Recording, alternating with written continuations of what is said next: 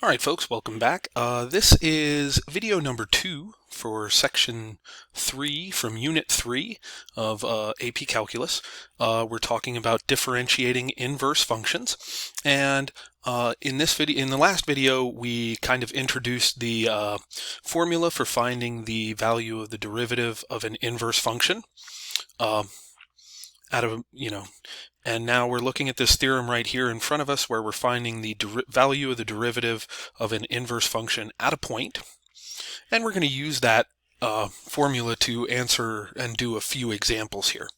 So let's take a look at this theorem. If f is a one-to-one differentiable function with inverse function g equals f inverse and f prime of g of a not equal to 0, then the inverse function is differentiable at a, and g prime of a is equal to 1 over f prime of g of a.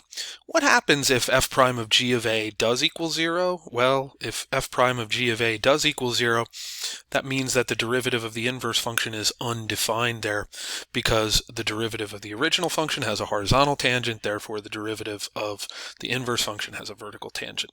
So that's, sticking consistent with our notation here and our idea. All right, so let's look at example 4. We're finding the derivative of f inverse at a. And in this case, I can, kind of substitute this f inverse for g in our notation of our theorem here. We're finding the derivative of f inverse at a if f of x equals x cubed and a equals 8. So first things first, I'm going to figure out what, well, let's set this up. So what we want is g prime of a is going to be 1 over f prime of g of a. And in this case, the function g is f inverse, the inverse of this function right here. Okay, so we want to find this at a equals 8. So we're looking for g prime of 8, where, g equals f inverse. So that's going to be 1 over f prime at g of 8. Okay, so now I need f prime. I can use my function right here. F prime of x is going to be equal to 3x squared. And then I need to know what g of 8 is. And g is my inverse here, so we're really finding f inverse of 8. So that's saying, what is x when y is 8? And so I'm going to substitute 8 in here for f of x and solve for x. And so that tells me the value of g of 8. And so I've now turned this into, g prime of 8 is equal to 1 over f prime of 2, since g of 8 is 2, from this right here. All right, and then I just need to substitute 2 into my function for f prime. And so that's going to be 1 over 3 times 2 squared. And therefore, in this case, the value of the derivative of the inverse function at a equals 8 is going to be 1/12. Okay? I might not be as, deliberate in the next one. So let's go ahead and look at example 5. We're finding f inverse, the derivative of f inverse at a, if f of x equals x cubed plus x plus 1, and a equals 1. So first things first, I'm going to find f prime of x, and that's equal to 3x squared plus 1. And then I need to find the value of x when a is 1 in our original function for f of x. So I set 1 equal to x cubed plus x plus 1.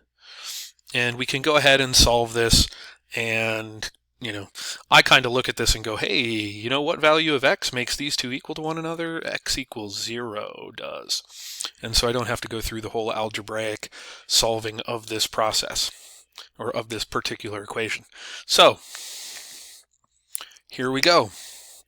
The derivative of f inverse at 1 is equal to 1 over f prime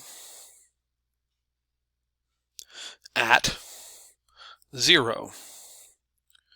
And so that's going to be 1 over 3 times 0 squared plus 1. And the derivative of the inverse is just going to be 1. All right, let's do it again. Use the following values to find f inverse prime of A. So we're looking for f inverse prime of 2, since A is given as 2. And that's going to be 1 over f prime of f inverse of 2. Okay, so I can use this statement right here in order to find f inverse of 2. This is saying that f of 6 is equal to 2, and therefore f inverse of 2 is equal to 6. And so this is going to be equal to 1 over f prime of 6. And then I'm told the value of f prime of 6 is 1/3. This is going to be 1 over 1/3. And we're going to end up with f inverse prime at 2 being equal to 3. Here in example 6. And one last problem, example 7, same kind of idea. We're finding f inverse prime of -8.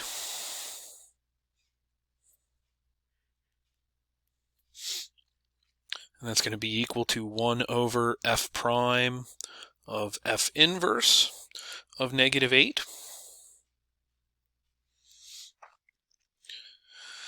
From this statement right here, f inverse of -8 is 1/3, and so this becomes 1 over f prime of 1/3, which conveniently we're told is 2, and so this is going to be 1/2.